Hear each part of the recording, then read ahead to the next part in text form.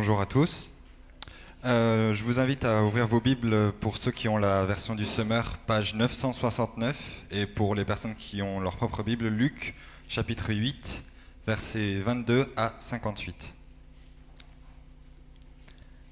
Un jour, Jésus monta dans une barque avec ses disciples et leur dit : Passons de l'autre côté du lac. Ils gagnèrent le large. Pendant la traversée, Jésus s'assoupit. Soudain, un vent violent se leva sur le lac. L'eau envahit la barque. La situation devenait périlleuse. Les disciples s'approchèrent de Jésus et le réveillèrent en criant. « Maître, maître, nous sommes perdus !» Il se réveilla et parla sévèrement au vent et aux flots tumultueux. Ils s'apaisèrent et le calme se fit. Alors il dit à ses disciples : « Où est donc votre foi ?» Quant à eux, ils étaient saisis de crainte et d'étonnement, et ils se disaient les uns aux autres : « Qui est donc cet homme ? Voyez, il commande même au vent et aux vagues, et il s'en fait obéir. » Ils abordèrent dans la région de Gerasa, située en face de la Galilée.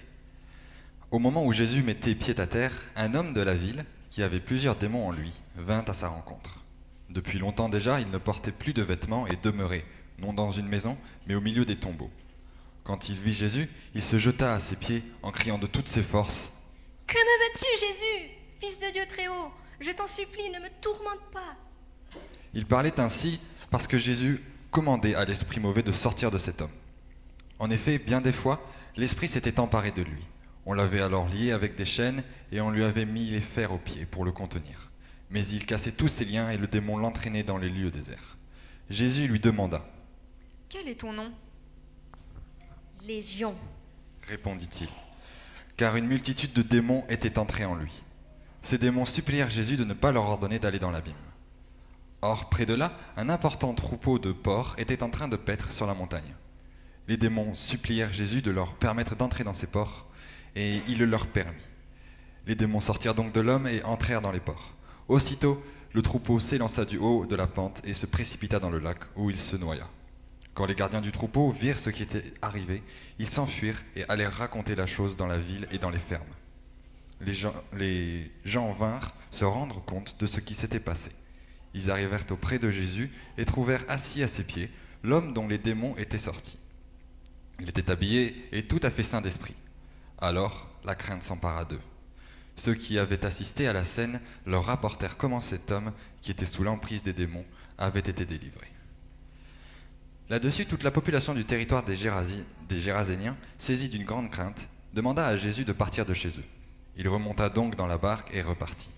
L'homme qui avait été libéré des esprits mauvais lui demanda s'il pouvait l'accompagner, mais Jésus le renvoya en lui disant : « Rentre chez toi et raconte tout ce que Dieu a fait pour toi. » Alors cet homme partit proclamer dans la ville entière tout ce que Jésus avait fait pour lui.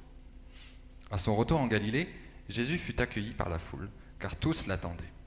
À ce moment survint un homme appelé Jairus. C'était le responsable de la synagogue. Il se jeta aux pieds de Jésus et le supplia de venir chez lui. Sa fille unique, âgée d'environ 12 ans, était en train de mourir. Jésus partit donc pour se rendre chez lui. Cependant, la foule se pressait autour de lui.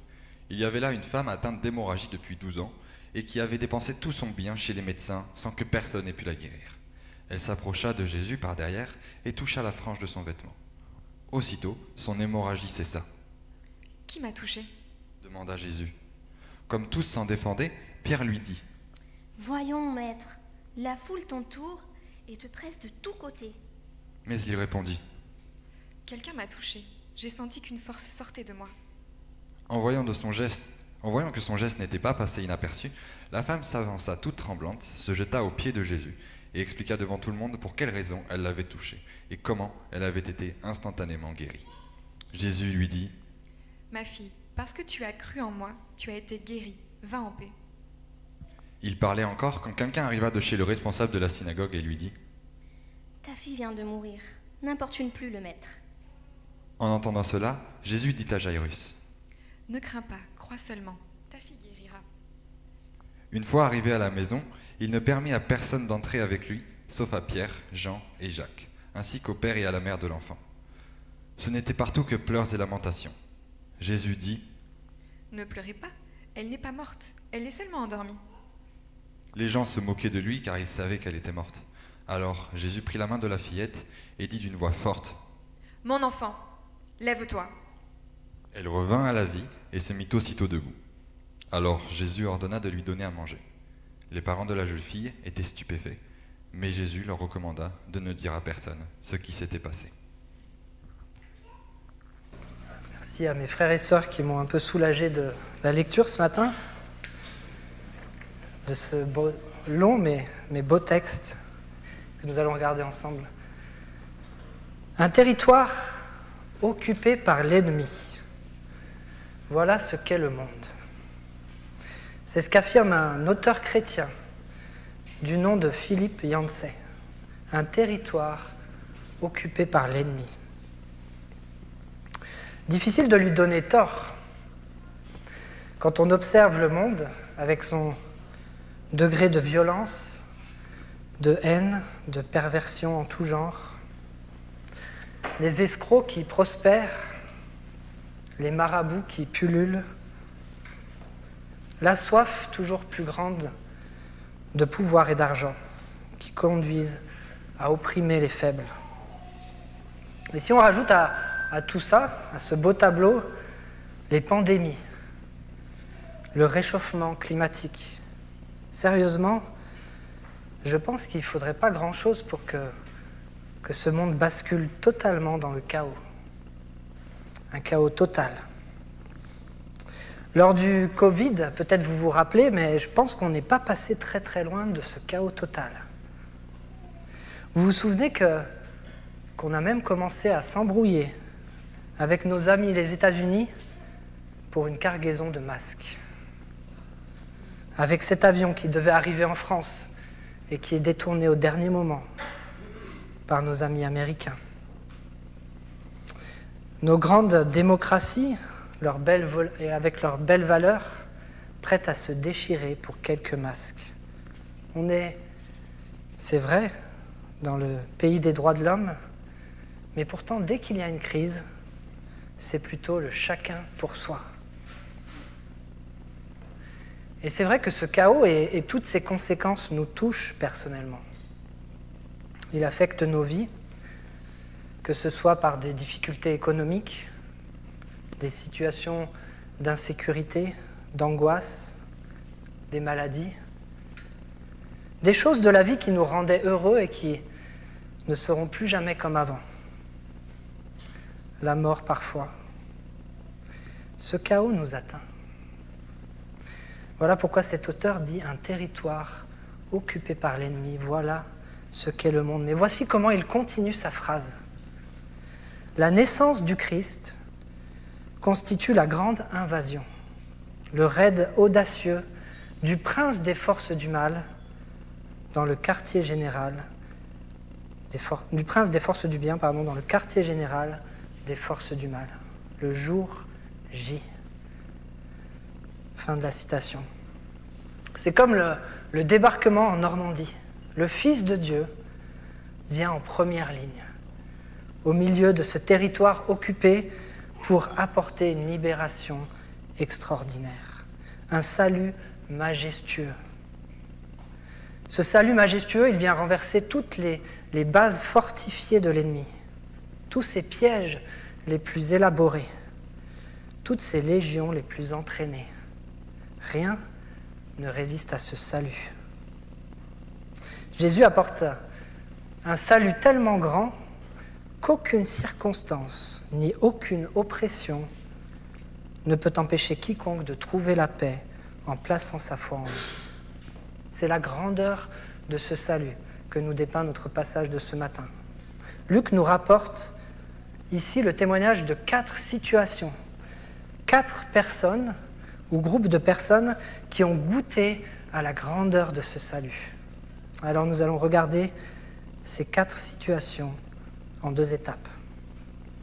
Pour bien mesurer la portée de ce que fait Jésus ici, il faut commencer par regarder l'étendue du désastre. Et ce sera la première étape. Et la seconde, ce sera de regarder comment trouver la paix au milieu de ce chaos. Commençons donc par regarder l'étendue du désastre. Parce que clairement, ici, on a 4 situations, 4 désastres. Première situation. Jésus a dit à ses disciples de l'emmener de l'autre côté du lac de Galilée.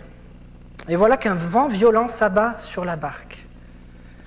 La barque commence à tanguer, la situation s'envenime très vite, et Luc nous dit qu'elle devient vite périlleuse, au verset 23.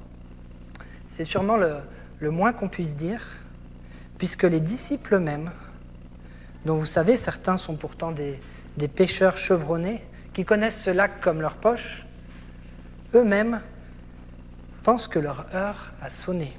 « Maître, maître, nous sommes perdus. » Cette situation désespérée, face à des éléments extérieurs, ce voyage qui aurait dû être une simple routine, qui se transforme ce jour-là en rendez-vous avec la mort, tout cela nous rappelle la fragilité immense de l'homme et de sa vie. Pourtant, c'est vrai qu'on emploie toute notre ingéniosité à essayer de repousser cette fragilité. On est capable d'anticiper les tremblements de terre, de prédire l'arrivée de certains cancers. On met des normes et des règles partout pour empêcher les accidents. On baisse les limitations de vitesse à 30 km/h pour notre plus grande joie. Mais on ne fait que vider l'océan à la petite cuillère. Si vous voulez être définitivement convaincu de la fragilité de nos vies, écoutez le témoignage de Ruth Hamilton, une Canadienne, qui le 14 octobre 2021 a été réveillée en pleine nuit par un gros bruit dans sa maison. Elle s'est réveillée, elle avait des débris et de la poussière sur la tête, elle ne comprenait pas ce qui s'était passé. En allumant la lumière, elle constate qu'il y a un trou dans le toit de sa maison, dans son plafond. Et sur l'oreiller, juste à côté du sien, une pierre de la taille d'une brique. Une météorite qui vient de tomber à quelques centimètres de sa tête. J'ai vu la photo du trou dans sa maison. C'est impressionnant. Notre vie ne tient vraiment pas à grand-chose. Un chanteur disait « Si l'on savait combien de fois la mort nous a frôlés. » Sans doute qu'il ne vaut mieux pas savoir. Ce serait l'angoisse permanente. Deuxième situation, deuxième désastre. Jésus et les disciples ont débarqué dans la région de Gerasa, c'est un territoire à l'est du pays d'Israël. Il y a dans cette région un homme dont la vie est devenue un chaos sans nom. Il ne s'habille plus, il vit dans des grottes au milieu des tombeaux. L'évangile de Marc rajoute qu'il passe son temps à crier et à se meurtrir avec des pierres. Il effraie tous ceux qui passent dans le coin. Alors les habitants ont essayé de le dompter comme un animal, de lui mettre des fers aux pieds, mais rien n'y fait. Il brise tout cela, il repart dans des lieux déserts. Alors cette fois-ci, l'origine du désastre, dans la vie de cet homme, elle n'a rien de naturel. Elle est le fruit de l'acharnement de Satan à l'encontre de ce pauvre homme. Une légion entière de l'ennemi a élu domicile chez cet homme, lui a volé le contrôle de sa propre vie. Ces démons lui ont fait perdre la raison et tout amour-propre. Ils lui donnent une force surnaturelle pour briser ses liens. On a là vraiment un exemple très concret des œuvres que Satan opère sur la terre. Ces œuvres ne sont que destruction, souffrance et chaos. Bien que c'est vrai, des fois il se montre sous un meilleur jour, nous promettant le bonheur, la possibilité d'accéder à ce que notre cœur désire, bien qu'il se déguise parfois en ange de lumière, capable de guérir ou de libérer. Son seul but en réalité est de faire de l'homme sa marionnette. Qu'est-ce que l'homme peut bien faire face aux puissances spirituelles comme cela? Troisième situation, troisième désastre. Pourtant, cette fois-ci, tout avait pourtant bien commencé dans cette troisième situation. De retour en Galilée, on rencontre Jaïrus, le responsable de la synagogue. Le responsable de la synagogue, c'était une personne comme vous et moi, en qui les anciens avaient confiance et à qui ils avaient donné la charge de superviser le fonctionnement de la synagogue. Il fallait s'occuper de la sécurité, de la maintenance du bâtiment, se procurer des rouleaux pour la lecture publique de la loi, etc. Jaïrus est donc quelqu'un de reconnu, avec une certaine renommée, un bon niveau d'éducation. Il peut se permettre de passer au milieu de la foule et d'interroger publiquement Jésus. C'est le genre de personne pour qui vous vous écartez pour le laisser passer. Jaïrus a une petite fille, et Luc insiste sur le fait que c'est sa fille unique. Cette petite fille, c'est sans doute pour lui un trésor qu'il chérit du plus profond de son cœur. Elle fait son bonheur depuis 12 ans déjà. Mais c'est dans ces circonstances heureuses que le désastre arrive. Cette petite fille est sur le point de mourir. Verset 42. Cet homme s'apprête à perdre ce qu'il a de plus précieux, ce qu'il ne pourra jamais retrouver. Sa situation tragique vient nous rappeler brutalement que sur cette terre, tout n'est qu'éphémère, car tout dépérit. Le bonheur présent ne présage pas du bonheur futur. Ce que l'on a de plus précieux peut nous être enlevé du jour au lendemain.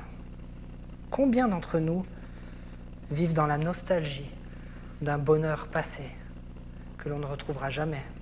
Combien ont perdu un proche et la vie ne sera plus jamais la même? Combien vivent dans la peur de perdre ce qui fait leur joie? Le dépérissement et la mort, voilà le troisième désastre auquel est confronté Jésus dans notre passage. Quatrième situation, quatrième désastre. Pendant 12 années, pendant les 12 années de bonheur de Jaïrus avec sa fille, l'homme renommé, il y a une femme qui a vécu 12 années de souffrance. La situation de cette femme, c'est exactement l'opposé de celle de Jaïrus. Elle n'a pas de renommée, on ne donne même pas son nom. Elle n'a pas eu le droit au bonheur, sa condition l'a fait souffrir depuis 12 ans. Sa maladie, cette perte de sang fait d'elle une personne impure aux yeux de la loi. Elle n'a même pas le droit à la communion avec son peuple, puisqu'elle n'est même pas censée toucher qui que ce soit. Elle n'a pas le droit à la communion avec Dieu, parce qu'elle ne peut pas se rendre à l'autel pour apporter son adoration. C'est un désastre total. Alors cette femme a cherché sans relâche une solution à son problème. Elle a même dépensé tout son argent parce qu'elle a bien compris que l'argent n'a aucune valeur en comparaison de la possibilité d'être délivrée de sa condition. Mais Luc, qui rapporte ces faits, qui est médecin lui-même, il nous dit qu'aucun médecin n'a rien pu faire pour elle. Sans doute certains en ont même profité pour profiter de sa détresse, pour s'enrichir sur son compte, comme c'est souvent le cas. Nous sommes donc bien en face de 4 situations dramatiques, sans issue. 4 situations qui nous montrent la fragilité de l'homme et son impuissance face à son propre destin. Qui montrent que oui, le monde est bien un territoire occupé par l'ennemi, que les hommes sont à sa merci. Voici quels sont les symptômes de cette domination du mal, la nature et les événements extérieurs pour les disciples, les forces occultes comme les démons pour l'homme de Gérasa, le dépérissement physique, la mort, le bonheur perdu et irrécupérable pour Jaïrus, la maladie, la souffrance, la pauvreté, la solitude, l'isolement social et spirituel pour cette femme, atteinte d'une perte de sang. Je pense que tout homme a été touché dans sa vie par l'un de ces symptômes, si ce n'est plusieurs. Mais toutes ces situations désastreuses vont en réalité démontrer la grandeur du salut et de celui en qui il se trouve, Jésus-Christ. Regardons à présent la grandeur de ce salut auquel rien ne résiste et comment nous pouvons trouver la paix au milieu de tout ce chaos. Commençons par les disciples en galère au verset 24. Jésus se réveilla et parla sévèrement au vent et aux flots tumultueux. Ils s'apaisèrent et le calme se fit. Alors il dit à ses disciples, « Où est donc votre foi ?» Quant à eux, ils étaient saisis de crainte et d'étonnement. Et ils se disaient les uns aux autres, « Qui est donc cet homme ? Voyez, il commande même au vent et aux vagues, et il s'en fait obéir. » Les disciples, à ce moment-là, ils avaient déjà vu Jésus accomplir des guérisons incroyables, chasser des démons, ou même faire revenir un mort à la vie. Mais ils le voient pour la première fois se faire obéir par la nature elle-même. Eux qui ont l'habitude, vous savez, de naviguer sur ce lac, ils savent très bien qu'à la rigueur, le vent peut se calmer rapidement. Mais même si le vent se calme, cela va prendre de longues minutes pour que les flots s'apaisent. Mais là, ce n'est pas comme ça que ça se passe avec Jésus. Il se fait obéir à l'instant même par la nature. À l'image de Dieu qui dit que la lumière soit, et la lumière fut, la matière et les éléments obéissent à la voix de Jésus. Mais qui est donc cet homme ? Ils n'ont pas encore réalisé que lorsque Jésus dit « passons de l'autre côté du lac », ils n'ont pas à s'inquiéter de savoir s'ils vont y arriver. S'ils avaient eu une foi à la hauteur de qui est Jésus, ils auraient cru ses paroles, ils n'auraient pas paniqué. Peut-être même qu'ils auraient été en train de dormir comme Jésus. Leur foi est appelée à grandir, à saisir que Jésus est Dieu lui-même. Et qu'une fois que l'on a placé notre foi en lui, nous n'avons plus à craindre les événements extérieurs.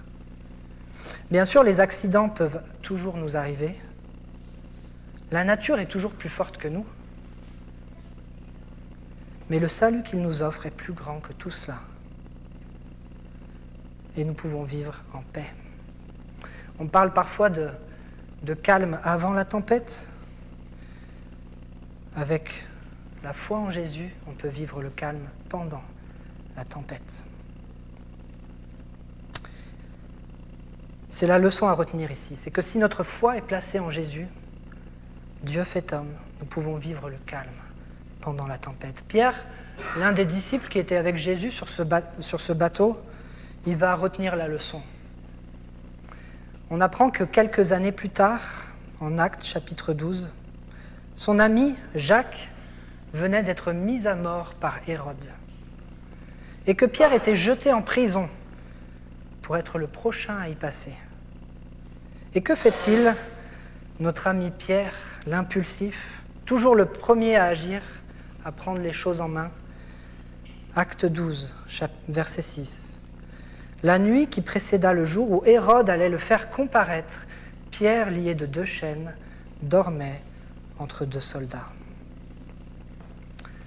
Le salut que Jésus apporte est plus grand que les circonstances. Lorsque notre foi est placée en cet homme qui n'est pas n'importe quel homme, mais le Fils de Dieu, qui a autorité sur toute la création, nos craintes sont apaisées. Nos vies sont entre les mains du Créateur en personne. Alors très bien, mais il n'y a pas que la nature et les accidents de la vie qui nous préoccupent. Qu'en est-il des puissances spirituelles ? Comment lutter contre un ennemi qui n'est pas fait de chair et de sang, contre des forces surnaturelles, d'autant plus si peut-être par des pratiques occultes, nous nous sommes nous-mêmes frottés à ce genre de puissance. Le salut apporté par Jésus est-il aussi plus grand que cela ? Eh bien, c'est la deuxième situation de notre passage qui nous en donne la réponse. Jésus arrive dans la région de Gérasa. C'est un territoire non juif. Et Vous savez, les Juifs qui passaient dans ces régions-là, quand ils en sortaient, ils secouaient la poussière de leurs sandales, comme si la poussière elle-même pouvait être souillée par là-bas. Et quand ils ont vu cet homme possédé, les disciples, ils ont dû se dire « Mais qu'est-ce qu'on fait là ?» Heureusement qu'il n'y avait pas un pharisien dans le coin, je pense qu'il aurait fait un malaise. Rendez-vous compte, Jésus va délibérément à la rencontre d'un homme possédé d'esprit impur, vivant nu, alors que la loi interdisait de voir la nudité d'un homme.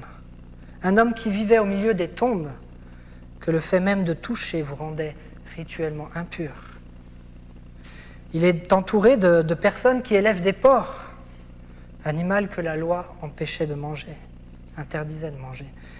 Et le tout dans un pays païen, considéré comme impur. Pourquoi Jésus se rend dans un endroit pareil? Eh bien, parce qu'il y a là un homme dans un état pitoyable et qui a besoin d'être sauvé. Et ce salut que Jésus apporte est plus important que toutes ces considérations. Il est pour tous les hommes. Il se moque des frontières, il se moque des préjugés. Et surtout, pour apporter ce salut, Jésus est prêt à se salir les mains. Il est prêt à se rendre même là où Satan exerce sa domination. Il n'a pas peur de se rendre en première ligne, au milieu de ce qui est impur, de ce qui est indigne de la sainteté de Dieu. C'est pourquoi il est même prêt à aller jusqu'à porter lui-même cette impureté. Si quelqu'un se sent indigne de la présence de Dieu, souillé, sachez que Dieu est prêt à venir enlever cette indignité. Il n'a pas peur de se salir les mains. Et c'est ce qu'il a fait, en délaissant toute sa gloire pour venir mourir tel un vulgaire pécheur. Jésus serait prêt à aller jusqu'au plus profond de la boue pour aller délivrer une âme prisonnière. Il le démontre ici avec cet homme possédé. Cette légion de démons qui s'attaquait à cet homme, personne n'était en mesure de les maîtriser. Mais à la simple vue du Fils de Dieu, il se retrouve à genoux, en train de supplier Jésus de ne pas les condamner. Ils sont totalement soumis à l'autorité de Jésus. Alors on ne va pas s'attarder longtemps sur cet épisode avec les porcs, mais sans doute Jésus a permis ces événements spectaculaires pour marquer les esprits, pour qu'il soit manifeste aux yeux de tous que cet homme était purifié de tous les démons qui étaient en lui, et de ces démons qui avaient un pouvoir de nuisance extraordinaire. Et puis Jésus montre dans le même temps que l'urgence du salut de cet homme va au-delà des considérations économiques de la perte d'un troupeau. Mes amis, si votre paix est troublée par des puissances spirituelles, sachez que ces puissances reconnaissent Jésus comme le Fils du Dieu très haut et sont à genoux devant lui. Si vous vous jugez indigne de la présence de Dieu, sachez que Jésus est prêt à se salir les mains pour venir chercher le plus indigne des pécheurs et prendre sur lui son indignité. Quel grand salut! Troisième situation, Jaïrus. Un homme qui a eu une vie heureuse, mais qui est sur le point de perdre ce qu'il a de plus précieux. Son seul espoir, c'est que Jésus accepte de venir chez lui sauver sa fille. Il a donc déjà la foi que Jésus peut faire quelque chose pour lui. Mais malgré cette foi, il va rencontrer tout un tas d'obstacles sur sa route.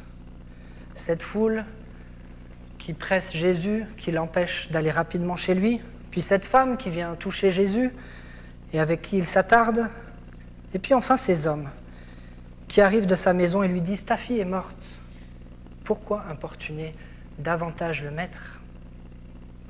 Cela sous-entend que puisque Jésus ne peut plus rien faire, tu n'as plus besoin de lui. Ces gens voyaient Jésus comme quelqu'un qui peut faire quelque chose pour eux lorsqu'ils ont un problème, quelqu'un avec un pouvoir bien défini que l'on peut appeler à la rescousse pour un problème particulier.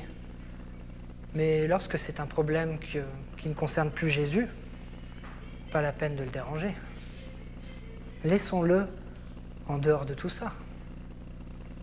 Alors on a beau avoir foi en Jésus comme cet homme, cette foi se heurte parfois à des obstacles infranchissables.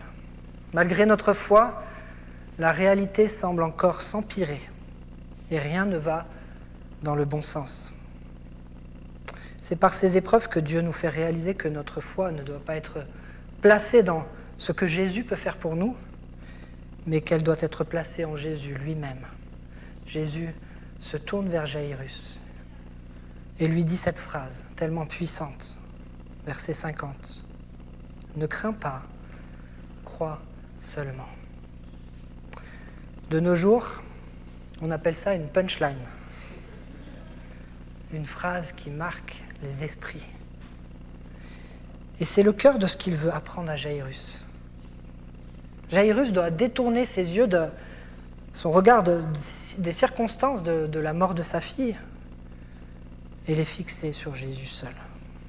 Il doit comprendre que le salut que Jésus apporte est même plus grand que la mort elle-même. Il ne doit plus croire aux circonstances et à ce que Jésus peut faire pour lui dans ces circonstances, mais il doit croire en Jésus lui-même, lui accorder une confiance absolue. Il y a beaucoup de situations qui peuvent nous faire croire que Dieu n'est pas assez grand pour faire quelque chose. Une maladie sans remède, un enfant qui tourne mal, avec qui on n'y arrive plus, un mariage qui bat de l'aile, qui s'éteint à petit feu. Si ce que Dieu attendait de nous dans ces situations, c'était que l'on vienne à ses pieds, pour que l'on arrête d'être dans la crainte de ce qui va nous arriver, mais que l'on puisse apprendre à lui faire confiance et à croire en lui et seulement en lui. Jésus a relevé cette petite fille de la mort, prouvant que le salut qu'il apporte est sur la mort elle-même. Sa puissance n'est pas limitée à nos conceptions humaines. Sa puissance est absolue. Placer notre confiance en lui, c'est être en paix, même face à la mort. Nous terminons avec cette quatrième situation. Cette femme malade depuis 12 ans. Cette femme qui ne désire qu'une chose, c'est être guérie de son mal, qui est la source de tous ses problèmes. Et cette femme sait qu'en touchant simplement le vêtement de Jésus, elle le sera. Elle sera guérie. Mais elle veut faire ça discrètement. En effet, elle a dû être traitée pendant 12 ans, depuis 12 ans, comme une personne indésirable, impure, maudite. Cela a transformé sa vision d'elle-même. Dans son esprit, elle n'est pas comme ce chef de synagogue réputé, elle n'a pas le droit de s'approcher même de Jésus, encore moins de lui adresser la parole. Mais par la foi, elle va tout de même oser toucher son vêtement. Et au moment où elle le fait, elle est guérie. Verset 44. Elle s'approcha de Jésus par derrière et toucha la frange de son vêtement. Aussitôt, son hémorragie cessa. 12 années de honte, de frustration, de souffrance, résolues en un instant. L'histoire aurait pu s'arrêter là. La femme aurait pu repartir guérie aussi discrètement qu'elle était arrivée. Mais Jésus veut rencontrer cette femme. Il veut lui parler. Et c'est là le point clé de toute cette histoire. Cette femme était venue chercher quelque chose, mais Jésus, lui, veut rencontrer quelqu'un. Elle est venue chercher une guérison, mais ce que veut Jésus, c'est une rencontre personnelle avec elle. Il ne veut pas simplement lui montrer un miracle, il veut rencontrer cette personne, la rétablir entièrement dans toute sa dignité. Jésus demande alors, verset 45, « Qui m'a touché ?» Notez la réaction de Pierre, qui ignore ce qu'il vient de se passer. Voyons, maître, la foule t'entoure et te presse de tous les côtés. Cette réaction est un avertissement pour nous. Il y aura toujours des gens ou des circonstances ou des raisonnements humains pour tenter de nous retenir d'aller à la rencontre du Seigneur. Mais Jésus a insisté. Quelqu'un m'a touché. J'ai senti qu'une force sortait de moi. La femme finit par se dévoiler. Elle est apeurée et tremblante parce qu'elle pense être indigne et coupable de faire ce qu'elle a fait. Mais elle se jette aux pieds de Jésus et ne lui cache rien. C'est alors qu'a lieu peut-être le véritable miracle pour cette femme. Par ses paroles au verset 48, Jésus la rétablit totalement dans toute sa dignité aux yeux de toute la foule. « Ma fille, parce que tu as cru en moi, tu as été guérie. Va en paix. » Elle pensait avoir fait quelque chose de mal en touchant Jésus. Eh bien, c'est tout le contraire. Jésus l'appelle ma fille. Il fait d'elle un exemple de foi. Elle qui était tremblante et apeurée, il lui dit « Va en paix ». C'est comme si Jésus lui disait « Tu as bien fait d'aller au-delà de ce que la bien-pensance attendait de toi. Tu as bien fait de briser cette barrière mentale, cette vision de toi-même que tu t'imposais et de venir au pied de ton Sauveur chercher le salut. » Jésus vient de la guérir physiquement, il la guérit à présent spirituellement. Il enlève sa culpabilité, sa honte. Il l'établit aux yeux de toute la foule comme une fille précieuse aux yeux de Dieu. Elle est à présent sauvée. Elle peut réellement être en paix. Quel salut grandiose. Alors je conclus en disant que Jésus nous apporte un salut tellement grand qu'aucune circonstance ni aucune oppression ne peut empêcher quiconque de trouver la paix en plaçant sa foi en lui. Il veut une rencontre personnelle avec chacun d'entre nous pour nous débarrasser de ce qui nous rend indignes, quelle qu'en soit la cause. Il veut nous établir comme enfants précieux de Dieu, délivrés de notre honte, de notre culpabilité, pour que nous soyons en paix. À nous de saisir ce salut. Je vais prier. Seigneur, nous voulons encore te rendre gloire ce matin pour la beauté et la grandeur de ce salut que tu nous offres en Jésus-Christ. Ce salut qui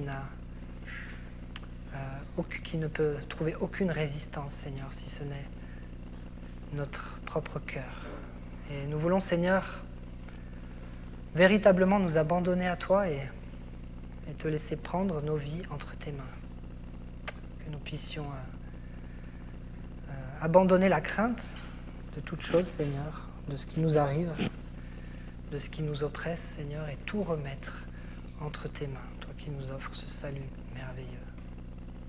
Gloire à ton nom, Seigneur Dieu.